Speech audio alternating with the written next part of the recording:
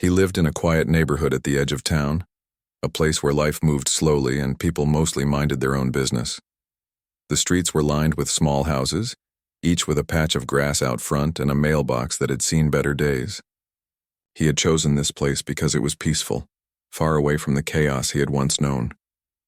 Most people who lived there had no idea who he really was, and that was exactly how he wanted it to be. He kept his days simple.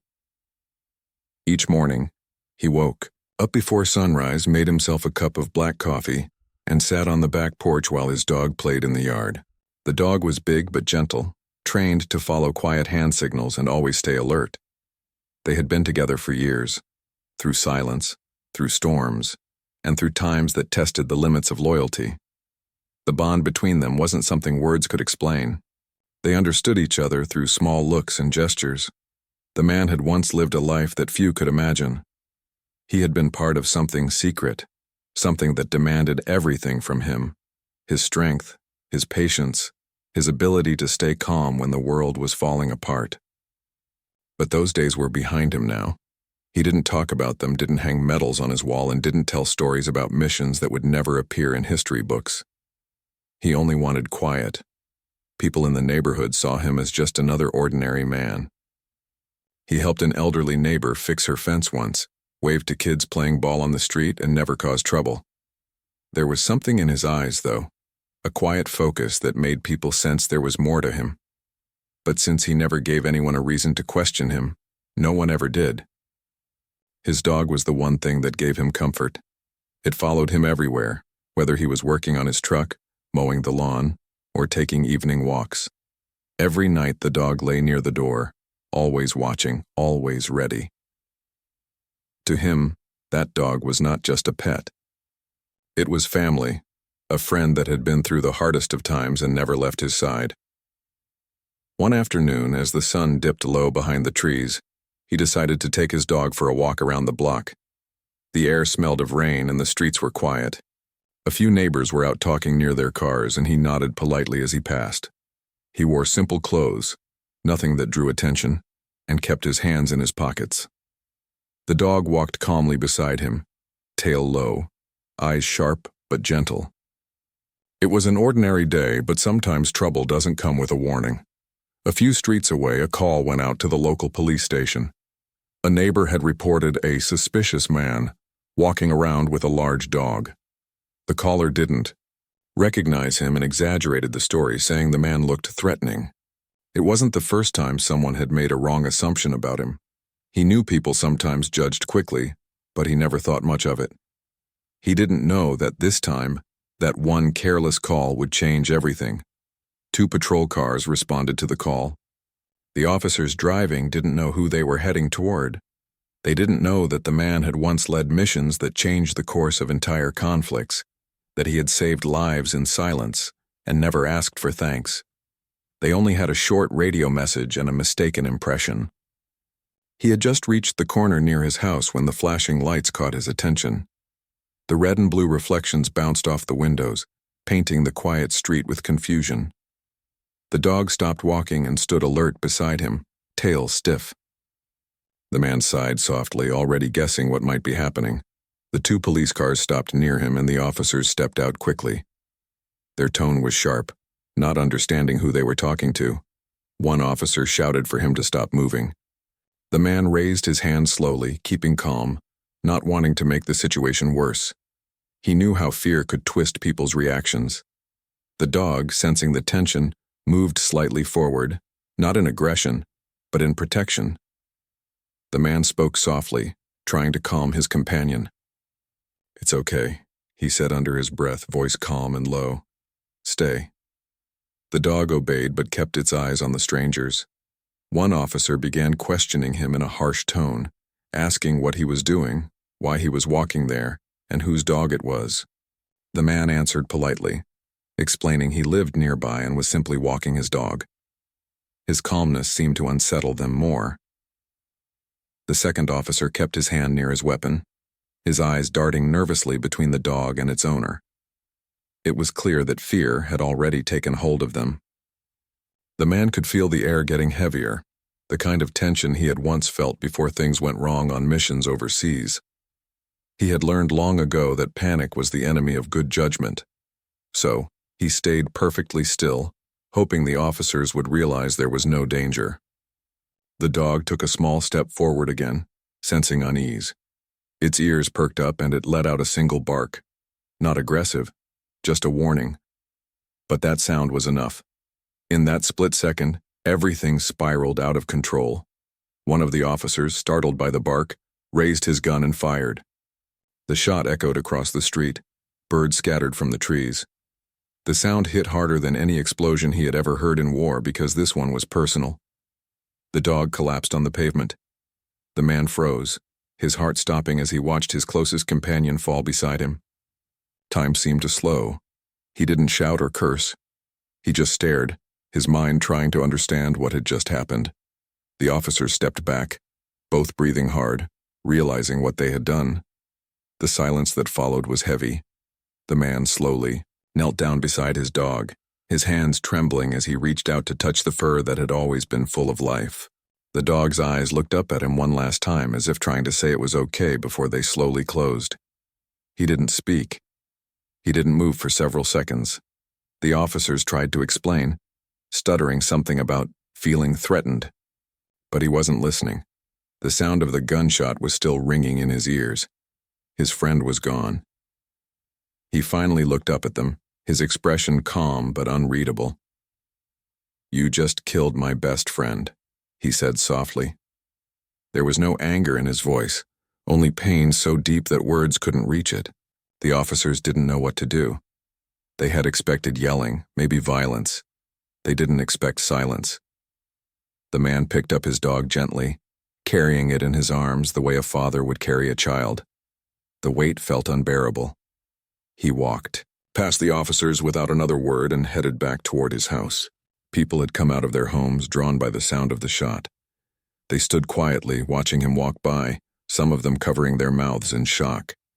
He went straight to his backyard, where the grass was still green from the last rain. He laid the dog down carefully and sat beside it, his hands resting on his knees. The evening light fell across his face, showing a man who had seen too much loss in his life but had never grown numb to it. The police tried to explain the situation to their superiors later, but no explanation could justify what had happened. Reports were written, words like self-defense and perceived threat appeared in them, but they all sounded hollow. As night fell, the man sat outside for hours, not moving, just thinking.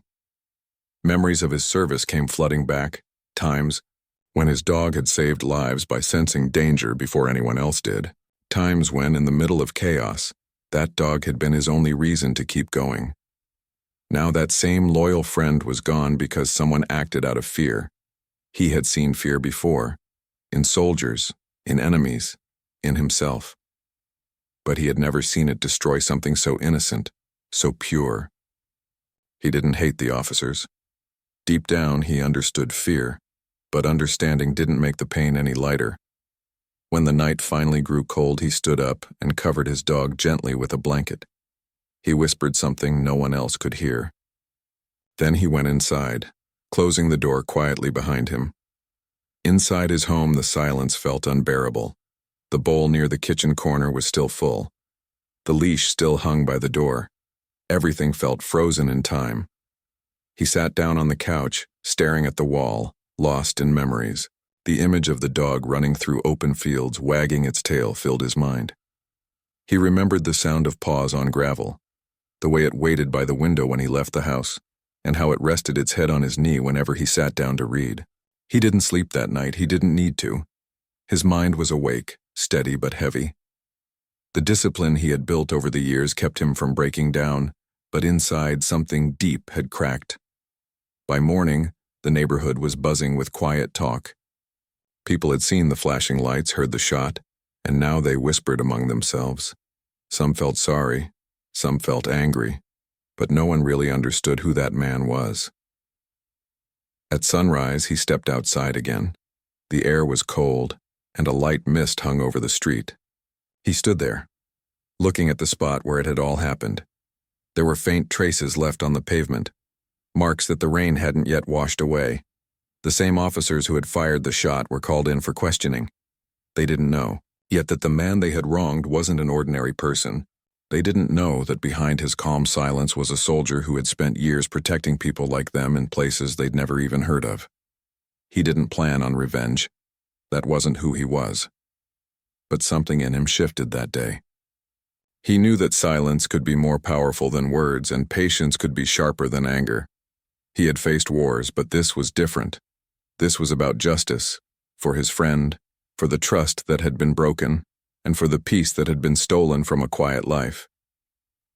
The man went back inside, sat down, and began writing a letter. He wrote every detail of what had happened, every word that had been said, every moment that had led to that mistake. His handwriting was neat, steady. He had always believed that truth didn't need to be shouted. It only needed to be told clearly. When he finished, he placed the letter on the table beside a small framed photo of his dog. Then he poured himself another cup of black coffee and sat back in silence, watching the sunlight creep across the floor. It was just another morning to the world outside. But to him, everything had changed. He had lost more than a companion. He had lost a part of his peace. But even in grief, his calmness remained. It was the same calmness that had carried him through storms and battles long ago. The kind that came from knowing who you are and what you stand for, even when the world doesn't understand. That morning, the neighborhood slowly woke up, but no one dared to disturb him. From a distance, they saw him sitting still on his porch, staring out toward the road where it had all begun. The quiet man, the one they barely knew, sat there like a statue of patience and pain. They had no idea that the man sitting before them had once commanded silence and respect from the most elite soldiers in the world, and now, that same man sat alone, mourning a friend who had never needed words to show love or loyalty. The day moved on, but for him, time felt like it had stopped. Somewhere deep inside, though, he knew this wasn't the end. It was only the beginning of something else, a journey not of anger but of purpose. He had faced enemies before, but now he would face something even greater, the truth that justice must come not through rage, but through calm strength. Sure, here's part 2 of your true life story, written in a simple, natural human tone around 1650 words, with no headings, no policy violations, and fully engaging throughout. The morning after the incident, the whole neighborhood seemed different. The street that was usually filled with the sound of children playing or cars rolling by now felt heavy with silence. People who had once waved to him from their porches now looked from behind curtains, whispering to each other in low voices. They didn't know what to say, and maybe they were afraid to. He sat on the porch, the same spot where he and his dog used to sit every morning. The coffee in his hand had gone cold, but he didn't notice. His eyes were fixed on the empty yard, where the grass still had paw prints pressed into it. Every small sound, the wind brushing through the trees, a door closing somewhere, felt louder than usual. He didn't blame the neighbors. They hadn't called the police out of malice. People panic too easily when they see something they don't understand. He knew that from his years of service, how fear could twist the truth in someone's eyes. But what hurt most was knowing that fear had taken something innocent from him. Later that day, 2 detectives came to his door. They were polite, quieter than the uniformed officers from the night before. They wanted to ask questions, fill out reports, and record statements. He answered each one with calm, steady words. His voice didn't shake, and his eyes didn't reveal the storm behind them. One of the detectives kept glancing at him as if trying to figure something out. Maybe it was the way he carried himself, upright, precise, without hesitation. Maybe it was his tone, or the way he never raised his voice even when speaking about what happened. When they left, he closed the door softly behind them and leaned against it for a moment. The silence in the house pressed against him again. He could still hear the echo of that gunshot in his mind, replaying over and over. It wasn't just a sound anymore, it was a scar, invisible but permanent. That night he sat at his small kitchen table with a notebook open in front of him. He began to write, not just about the shooting, but about everything that had led up to it. He described the way the officers spoke, how the light had flashed in his eyes, how his dog had barked only once. Every detail mattered. He wrote it all down slowly, carefully, as if every word carried weight. Writing had never been something he enjoyed. In the military, everything was about action and precision, not reflection. But now it became a way to steady himself. Each line he wrote gave shape to the chaos inside his mind. He wasn't writing out of anger. He was writing to remember the truth, so it couldn't be twisted by anyone else later. The next few days moved slowly. The police department released a short statement saying the officers had responded to a perceived threat. That phrase spread quickly through the local news. Some reporters came to the neighborhood asking questions, trying to get interviews. He avoided them. He didn't want attention. He wanted honesty. But the more he stayed quiet, the more people began to talk. A few veterans who lived nearby recognized his posture, the way he carried himself. One of them, a man who had served in another branch years ago, told a local reporter, "That man's no ordinary citizen. You can tell he's military." Soon whispers started spreading. Someone looked up old records and found traces of his service, just fragments since most of his missions had never been made public. But even those small details were enough to spark curiosity. Articles appeared online calling him a decorated veteran and former Special Forces operator. The attention he had spent years avoiding suddenly found him. The police department didn't expect that. They thought it would be a simple incident, one that would fade from the headlines in a few days. But once people realized who he was, the tone changed. Questions began to rise about how something like this could happen to a man who had risked his life serving his country. He saw the growing noise online, but didn't respond to any of it. He spent most of his time tending to his garden, fixing things around the house, or sitting on the porch with a quiet, thoughtful stare. From the outside, he looked calm, but inside he was measuring his next move with the same patience and strategy that had once guided him through dangerous missions. One afternoon, a young reporter approached him while he was watering the plants. She seemed nervous, holding a small notebook and recorder. "Sir," she said softly, "I know you don't want to talk about what happened, but people want to hear your side." He looked at her for a moment. There was no anger in his eyes, just a deep tiredness. "Sometimes," he said, "truth doesn't need noise. It just needs time." The young reporter nodded, unsure what to say next. "Do you want justice?" she asked. He took a breath before answering. "Justice isn't revenge," he said quietly. "It's making sure this doesn't happen again, to anyone." Those words ended up on the front page of a local paper the next day. People read them and shared them online. Strangers began sending letters of support to his mailbox, small notes thanking him for his service, others expressing sorrow for his loss. Some even left flowers near his gate where his dog used to sit. He didn't ask for any of it, but it touched him deeply. For years he had lived in silence, avoiding the world. Now that same world was reaching out to him with kindness. It reminded him that not everyone acted out of fear. Some people still understood compassion.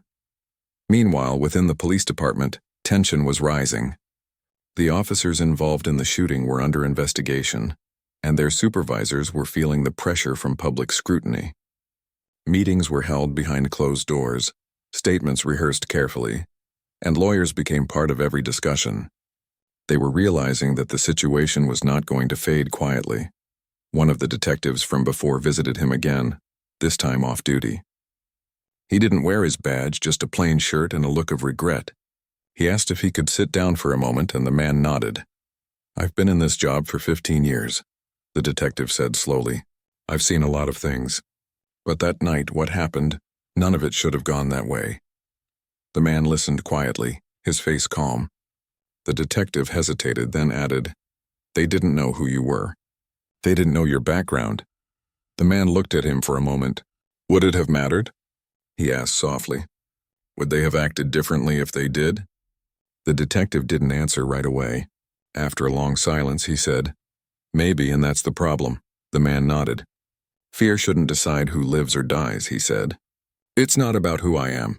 It's about what they did." When the detective left, he felt lighter somehow, even though the pain hadn't lessened. Speaking the truth aloud had reminded him of something he'd learned long ago, that calmness was stronger than anger. Over the next week, the story spread beyond his town. National outlets began reporting it. Commentators debated on television, activists spoke about change, and people online demanded accountability. His name started appearing on banners and petitions, but he stayed silent. He didn't want fame. He wanted fairness. Some of his old teammates from his service days reached out privately. They didn't talk about the details of the past. Most of their missions were still classified, but they offered quiet words of support. One of them said, "You've been through worse. You'll handle this like you handled everything else, with discipline." He appreciated their words, but this wasn't like the missions they used to face. Those had rules, objectives, and clear enemies. This was different. This was about trust, and how easily it could be broken by a single moment of fear. A few days later, a hearing was scheduled where the officers would give their statements. The man attended quietly, sitting in the back of the room. He didn't speak or make eye contact with anyone. He just listened. The officers explained their version of events, describing how they felt threatened and reacted instinctively. Their words sounded rehearsed, mechanical. When it was his turn to speak, the room went completely silent. He stood slowly, hands clasped in front of him, and said in a calm voice, "My dog was my family." He didn't attack. He was scared just like the officers were, but fear doesn't justify carelessness. He didn't raise his voice once. Every sentence was quiet, but each word hit hard. By the time he finished, there wasn't a sound in the room. Even the officers looked down. Afterward, people approached him outside, thanking him for how he spoke. He only nodded politely and walked away. He didn't need praise. He needed peace. That evening, he returned home and went to the backyard, where he had planted a small tree over the spot where he had buried his dog. The leaves had started to grow bright and full. He touched the bark gently, thinking about everything that had happened. He whispered, "We'll make this right." It wasn't a promise for revenge, it was a vow for truth. The sun set behind the houses, and the light turned golden across the yard. For the first time in weeks, he felt a quiet sense of direction. He didn't know exactly what lay ahead, but he knew one thing. He wouldn't let his dog's memory fade into another forgotten report. He began reaching out to a few people, advocates, local lawyers, and others who had dealt with similar cases. He wanted to learn, not fight. His discipline guided him step by step. Every move was measured, calm, and deliberate. Soon word spread that he was preparing to take formal action against the department. Not for money, not for fame, but for accountability. People began rallying behind him, not because of who he used to be, but because of the man he was now, steady, composed, and unwilling to let injustice be ignored. As days passed, the same street that had once been filled with whispers now began to feel different again. Neighbors started greeting him more openly. Some offered kind words when they saw him outside. They realized the quiet man they had once overlooked carried more strength and grace than anyone they knew. And through it all, he never once raised his voice. He didn't need to. His silence carried weight. His actions spoke louder than anger ever could. He had lost something precious, but he had not lost himself. Every morning after that, he still made a cup of coffee and sat on the porch. The chair beside him was empty, but in that emptiness he found purpose. He would honor his friend not with rage, but with patience and truth. And in that calm, unshakable resolve, the man the world was only beginning to recognize was already planning his next quiet move, one that would turn loss into legacy. Sure. Here's Part 3 of your true life story, written in simple, natural, human-like storytelling style, around 1650 words, with no headings, no policy violations, and a fully engaging, emotional flow. Days passed slowly after the hearing. The attention from the news began to quiet down, but the memory of that day never left him. Every time he looked at the spot in his yard where his dog used to rest, a deep silence filled his chest. Yet beneath that silence, something stronger was growing, a calm determination that no amount of loss could shake. He spent more time outside now. Sometimes he would walk through the neighborhood just as he used to. Though the leash in his hand was empty, the neighbors had stopped avoiding him. Some nodded when he passed. Others gave him small words of support. Even the children who once played with his dog would wave shyly from their yards. He wasn't angry anymore, not in the way people expected. Anger burns fast, but he had learned long ago that patience lasts longer. He wasn't planning to fight anyone. He was planning to make things right in the only way he knew, through calm persistence. One morning, he received a letter in the mail from a law firm that specialized in civil rights cases. They had heard about his story and offered to represent him. The letter was polite and respectful, written by someone who clearly understood that he wasn't looking for revenge. It said, "Sometimes change starts with the people who least expect to be the ones making it." He read the letter twice before placing it on the table. He didn't answer right away. Instead, he spent the next few days thinking carefully, just as he would before a mission in his past life. Every decision had consequences, and he wanted to make sure this one came from reason, not emotion. Eventually, he called the number on the letter. The voice on the other end was calm, understanding, and not at all pushy. The lawyer listened more than he spoke, which was rare these days. When they met in person, the lawyer said, "You don't have to do this for yourself. Do it for what's right." He nodded. "That's the only reason I'm here." As the process began, he learned quickly that justice wasn't simple. There were forms, hearings, meetings, and statements.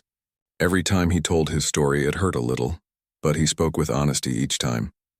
The lawyer noticed his discipline, how he never exaggerated or dramatized anything. He told the truth as it was, plain and steady. During those days, people who had once doubted him started to see a different side of the story. A local news channel aired an interview with one of his old teammates, someone who had served with him overseas. That man described him as a leader, calm under pressure, someone who never acted out of emotion but always out of principle. "He was the one we trusted when everything went wrong," the teammate said on camera. "If he's standing up for something now, you can believe it's because it matters." Those words spread fast. More people began following the case, not because of drama or outrage, but because of respect. They saw a man who had served quietly, sacrificed deeply, and still believed in doing what was right even after being wronged himself. Still, he stayed out of the spotlight. He didn't give interviews or speeches. He kept his routine: morning coffee, quiet walks, and evenings sitting by the small tree in his yard. He often looked at the sky at dusk, thinking about his old missions, how every success had come from patience and planning, never from rush or anger. One afternoon, he received a visit from the same detective who had spoken to him before. The man looked tired, weighed down by the ongoing investigation. He said, "I thought you should know the department's been reviewing their procedures. There's talk about changing how officers are trained to handle animals. Your case started that conversation." He listened quietly, nodding. It wasn't justice yet, but it was something. Change, even small, was a start. The detective paused, then added, "I can't undo what happened, but I want you to know. I've seen how you've handled this. With patience, not anger. That takes strength most people don't have." He looked up at the detective, eyes calm but firm. "Anger doesn't bring anyone back," he said. "But truth can stop it from happening again." After the detective left, he sat on the porch and thought about those words. He remembered his dog's loyalty, the years they'd spent side by side, and how that loyalty had never wavered. It made him realize something important. His story wasn't just about loss. It was about what loyalty means, standing firm even when life takes away what you love most. As the weeks went by, the legal process moved forward. The department began facing pressure to take responsibility. The community rallied quietly behind him, not with anger or protests, but with unity. People started leaving small notes at his gate, thank you messages, drawings from kids, and sometimes photos of their own pets. Each message said the same thing in different words: "You're doing this for all of us." One evening, he sat by the window with a stack of letters in his lap, reading them one by one. Some were from families who had lost pets unfairly. Others were from veterans who saw in him a reflection of their own struggles to find peace after war. Each word reminded him that even one person's calm strength could inspire others. His lawyer called one morning with an update. The department had agreed to a meeting to discuss a settlement. He wasn't interested in money, he made that clear from the beginning. What he wanted was accountability and a written acknowledgement of wrongdoing. He also wanted them to commit to changing their training policy. The lawyer said, "They're surprised you're not asking for a big payout." He gave a faint smile. "Peace costs more than money," he said. When the meeting day came, he walked into the city building wearing a simple shirt and jacket. No medals, no signs of rank, just himself. The officials at the table looked uncomfortable as he sat down. They began by apologizing for what had happened, though their words were cautious, as if afraid to say too much. He listened quietly until they finished. Then he said, "I've seen fear make good people do bad things. I know mistakes happen. But when they do, you fix them. That's what integrity means. The room was silent. No one interrupted him. He continued, his voice steady.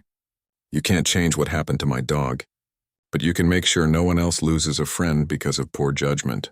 Change the training. Teach your officers that not everything they don't understand is a threat. The officials nodded slowly. His words didn't come from anger, they came from truth. That truth carried more weight than any loud protest could. After the meeting, as he stepped outside, a small group of people was waiting. Some clapped quietly, others just stood respectfully. He didn't make a speech. He simply gave a nod and walked home through the same streets that had once felt heavy with silence. Now they felt lighter somehow. That evening he sat in his yard as the sky turned gold. The small tree had grown taller, its leaves moving softly in the wind. He could almost hear the sound of paws running through the grass like echoes from the past. He smiled faintly, the first real smile in a long time. The lawyer later called to confirm that the department had agreed to change its training policies. They would start a new program focused on de-escalation and animal behavior. His case had become the example that would shape future decisions. It wasn't a perfect victory, but it was a meaningful one. He thanked the lawyer, then spent the evening sitting quietly, letting the news sink in. For the first time since that tragic day, he felt a sense of closure, not because justice had been served in the usual sense, but because something good had come out of pain. In the days that followed, more letters arrived, this time from across the country. People wrote about how his calm strength had inspired them to handle their own struggles differently, to choose patience over anger, dignity over rage. Some called him a hero, but he never saw himself that way. He was just a man trying to do what was right. One afternoon, he received a small package in the mail. Inside was a leather collar with a tag engraved with a single word: loyalty. There was no note, but he knew what it meant. He placed it near the photo of his dog on the shelf. He didn't get another pet right away. The space that his dog left behind couldn't be filled easily. But sometimes, when he walked through the park, other dogs would come up to him, tails wagging. He would kneel down and pat them gently, smiling at their owners. Life had a way of giving small comforts in unexpected moments. Months later, he was invited to speak at a local veterans event. He didn't plan to go at first, he didn't like attention, but the organizer told him it was about resilience and purpose after loss. So, he agreed. When he stood before the small crowd, he didn't talk about his past missions or his reputation. He spoke about what had happened, about fear, about patience, and about how strength isn't always about fighting. It's about knowing when not to. He ended by saying, "You don't need to raise your voice to make a difference. Sometimes the quietest actions speak the loudest." The room was silent for a long moment before people began to clap. Not loudly, but respectfully. Many had tears in their eyes. That night, as he walked home, he looked up at the stars. The world was still full of noise and chaos, but he had found peace in his own small corner of it. His story had traveled far beyond his neighborhood. Yet all he ever wanted was peace, and now, in his quiet way, he had found it again. He sat on his porch one last time that night, coffee in hand, watching the streetlights glow. The chair beside him was still empty, but he no longer saw it as a space of loss. It was a reminder, a symbol of loyalty, courage, and calm strength that no tragedy could ever erase. And in that peaceful silence, he whispered softly, "We did it, my friend.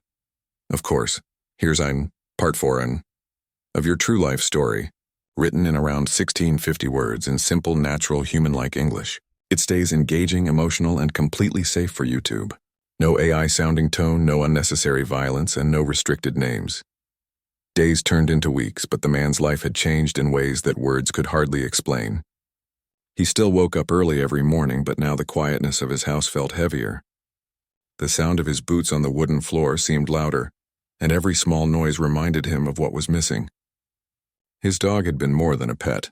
It had been his reason to smile, his shadow, his companion through the storms of war and the silence of peace. Now that space beside him stayed painfully empty. He tried to distract himself by keeping busy. He fixed things around the house that didn't really need fixing. He spent hours in the backyard trimming the grass, cleaning tools, and rearranging old boxes in the garage. But every time he turned around, he almost expected to see that familiar face, tail wagging, eyes full of trust. It never came. The neighborhood had gone back to its quiet routine, though there was still tension in the air. Some neighbors looked at him differently now.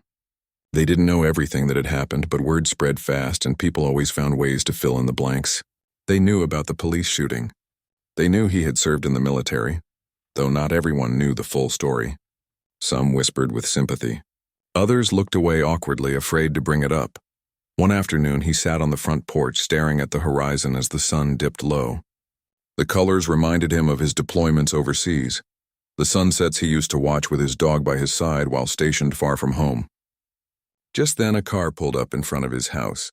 It was a dark SUV, the kind used by government agencies.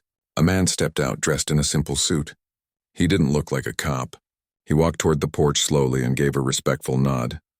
"Good evening," the man said softly. "You probably don't remember me. I worked with the unit years ago." The homeowner's eyes narrowed slightly. He studied the man for a moment, then recognition flickered. "Yeah," he said quietly. "I remember." The visitor looked around, taking in the calm neighborhood. "I heard what happened. I wanted to come in person, not as part of any official thing. Just as someone who knows what kind of man you are." They sat for a while, and the visitor didn't try to fill the silence. Finally, he said, "The department's under pressure. This incident reached the wrong people. Or maybe the right ones. Reporters are digging. They found out who you are, or were." The man didn't respond. He only leaned back, his eyes distant. "They didn't know what they were walking into," the visitor continued. "If they did, none of this would have happened. But the story's out now. The papers are calling you the silent soldier. Veterans across the country are speaking up for you." That made him lift his gaze slightly. "That's not what I wanted," he said. "I didn't ask for attention." "I know," the visitor replied. "But sometimes the truth doesn't need an invitation. People respect what you've done, and they're angry about what happened." The man sighed and looked down at his hands. "Anger doesn't fix anything," he said. "It only makes more noise." "I've seen enough of that," the visitor nodded. "Still, people are listening. Maybe this time, the noise will make them see what's wrong with the system." They spoke for a few more minutes, mostly about memories of the old days, the missions that only a few ever knew about. Before leaving, the visitor placed a small metal tag on the porch table, a simple dog tag with the name of the man's unit engraved on it. "From the old team," he said quietly. "We never forget our own." When the SUV drove away, the man sat in silence for a long time. The sound of crickets filled the air, and he turned the dog tag over in his hand. The memories came back. His team, his missions, his fallen brothers. The loyalty that had bound them all together. A few days later, the local news aired a short segment about the shooting. The anchor's voice was calm, but the story struck deep. They talked about how a police mistake had cost the life of a decorated veteran service dog. They mentioned his history of serving in elite missions, his record of bravery, his quiet life after retirement. The public reaction was instant. People wanted justice. Calls flooded the police department. Social media erupted with outrage. Veterans from all over sent messages of support, calling for accountability and reform. It wasn't about revenge, it was about respect. About the idea that someone who gave everything for his country should not be treated with such carelessness at home. The man didn't speak to reporters. He refused every interview.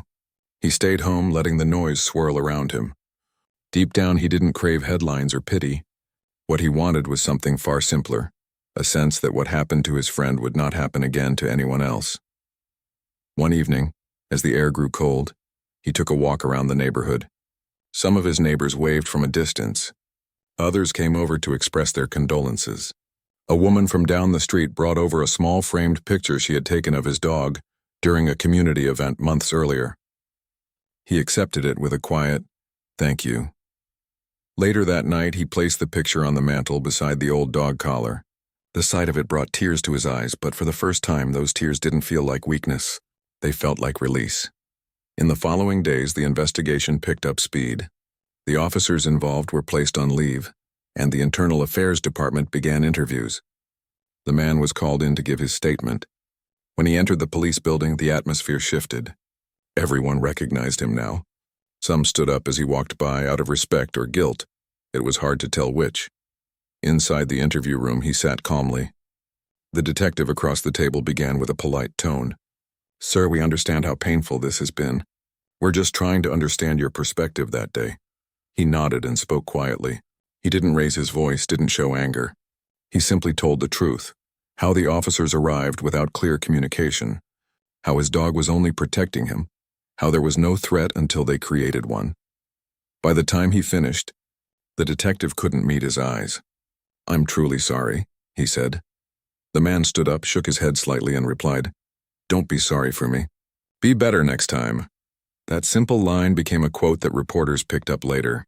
It was shared widely, turning into a message about restraint and respect. People admired how he handled the situation, with strength that came from discipline, not rage. Weeks went by and the story continued to grow. A local veteran organization reached out, inviting him to speak at a gathering. At first he refused, saying he wasn't the kind of man who stood in front of crowds. But after some thought, he agreed, not for himself but for his dog and the quiet sense of justice he still believed in. The night of the event, the hall was full. People of all ages had come, some wearing uniforms, others carrying flags. When he took the stage, the room fell silent. He stood there for a moment, looking at the faces before him. Then he began to speak in his calm, steady voice. "I spent years of my life fighting in places far from here," he said, "and I saw what happens when people forget the value of life. We came home believing that peace meant safety. But sometimes peace needs defending too, right here at home." He paused, his eyes glistening slightly. "The dog that died in front of me wasn't just mine. He represented loyalty, courage, and trust. The kind of trust we all want to believe still exists between people and those meant to protect them." He talked about forgiveness, not anger, about responsibility, not revenge. And when he finished, the room rose to its feet. There were no loud cheers, no dramatic music, just quiet respect. After the speech, several officers who had attended came forward to shake his hand. One of them said softly, "You made me think about my badge differently tonight." That moment stayed with him. It didn't erase the pain, but it gave it purpose. In the weeks that followed, new policies were drafted in the local police department. Mandatory training for handling service animals. Community outreach programs to rebuild trust. It wasn't perfect, but it was a start. Meanwhile, the man spent more time outdoors again. He began volunteering with a local shelter, helping train rescue dogs for veterans with PTSD. It felt meaningful, like a new chapter written in honor of his lost companion. Each dog he helped reminded him that love and loyalty never really end. They just take new forms. Late one night, he walked out into the yard and looked up at the stars. The world was quiet again, but it was a different kind of quiet now, one filled with a strange peace. He whispered softly, "We did it, buddy." The wind rustled the trees as if in response. He smiled faintly, his heart lighter than it had been in months. For the first time since that terrible day, he felt that maybe his friend's spirit was free, and so was he. Would you like me to continue with Handbanded or Part 5? The final part, 1650 words, same tone and style. Here's what Part 5, the final part of your story, written in around 1650 words, in simple, natural, human-centered language, fully engaging and safe for YouTube. Months passed, and the neighborhood slowly returned to a normal rhythm. The small events that had once gone unnoticed, children riding bikes, the sound of sprinklers turning on, the mail carrier whistling down the street, resumed without the weight of tragedy hanging over them. Yet the man's life had changed in ways deeper than anyone could see.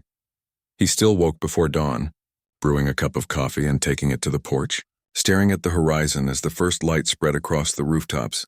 The quiet morning air reminded him of everything that had happened, but also of how far he had come.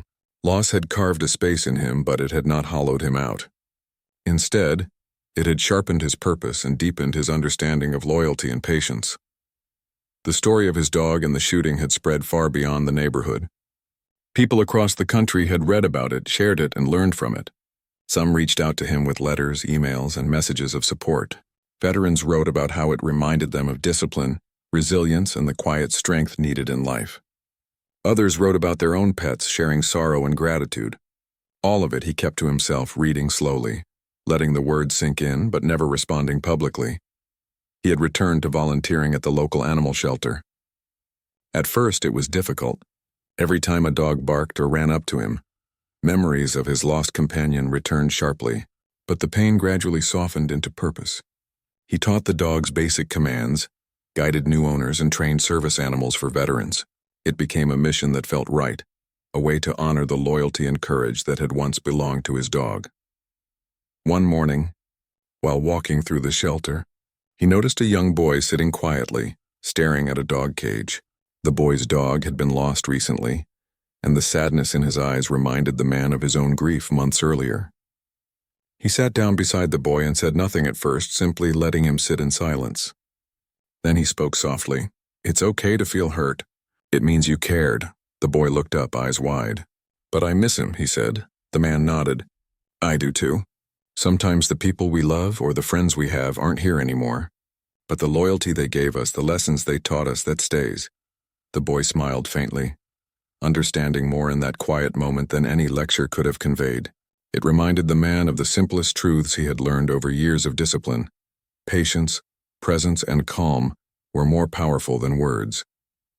The legal aftermath continued quietly. The department implemented new training programs, teaching officers to handle situations calmly, particularly involving animals. Though the man never sought recognition, he received an official letter from the department acknowledging his role in inspiring the changes. It was not fame, not compensation, just recognition that truth and calmness could make a difference. Even with these changes, he remained cautious. Trust, he had learned, was fragile. He didn't speak to reporters or seek public attention. He spent his days in the routines that brought him peace, tending the garden, walking through the neighborhood, volunteering at the shelter, and reflecting quietly on the porch at sunrise. One afternoon, a former teammate from his elite military unit appeared at his gate. They had not seen each other in years, but the bond between them was unmistakable. They sat in the yard, sipping coffee and exchanging stories. The teammate was curious about how he had endured the shooting incident, the loss of his dog, and the public attention that followed. "I just did what had to be done," he said calmly. "I stayed steady. Anger doesn't fix mistakes. It only makes them louder." His teammate nodded, understanding more than anyone else could. "That takes courage," he said. "Not the kind people see in movies. The kind people don't notice until it's too late." They talked for hours, sharing memories, reflecting on the past, and acknowledging the weight of loyalty. The loyalty of soldiers, the loyalty of friends, and the loyalty of a dog who had never asked for anything in return. As evening fell, the man returned inside, feeling the day's warmth settle in his chest. He looked at the small tree in the backyard, which had grown taller over the months, leaves spreading as though reaching for the sky. He ran his hand along its trunk, thinking of the dog that had rested there, the companion who had given him years of quiet love and trust. He began planning a memorial of sorts, not grand or public, but something that honored the dog's life and symbolized the lessons of loyalty, patience, and strength. He planted flowers around the tree, carved a small wooden sign with his dog's name, and placed it where it could be seen from the porch. It became a space for reflection, a place where he could sit quietly and remember without pain. One night he dreamed of his dog. It ran across open fields, tail wagging, ears flopping, free and joyful. It came to him, nudged his hand, and ran ahead again. He awoke with a sense of peace, realizing that loss did not mean forgetting. The bond remained alive in memory and in quiet acts of service. Life continued to flow steadily. The neighborhood returned fully to routine. The local children once again played in the streets, laughing and chasing balls. The neighbors waved, sometimes stopping to chat. The man was no longer a figure of mystery or rumor. He was a quiet presence, respected for his calmness, for the discipline and integrity that radiated from him. He began writing again, not for publication, not for fame, but for clarity. Pages filled with memories, reflections, and lessons learned. He wrote about loyalty, courage, patience, and how silence can speak louder than words. Each page felt like a conversation with his lost friend, a way of preserving the life lessons that dog had embodied. One afternoon, while walking to the park, he noticed a young woman struggling to calm her dog. It reminded him of how he had once controlled his own dog with quiet hand signals and patience. He approached, offering simple guidance. Within minutes, the dog was calm, sitting attentively as the woman looked on in relief. "You have a gift," she said. "I learned from the best," he replied softly. Thinking of his companion, over time, more people sought him out quietly, not for fame, not for recognition, but to learn from his calm, his discipline, and his ability to handle situations without anger. He taught classes at the shelter, sometimes one-on-one, sometimes in small groups. The focus was not just obedience but trust, patience, and understanding, lessons drawn from his own life. Through it all, he remained humble. He did not boast of his military service, his past, or the accolades he had earned long ago. He spoke of loyalty, courage, and responsibility, always tying the lessons back to everyday life. As the year drew to a close, he reflected on everything that had happened. The pain of losing his dog remained, but it had transformed. It no longer felt like emptiness, but like a space filled with meaning. He had turned grief into purpose, loss into guidance, and tragedy into a quiet force for change.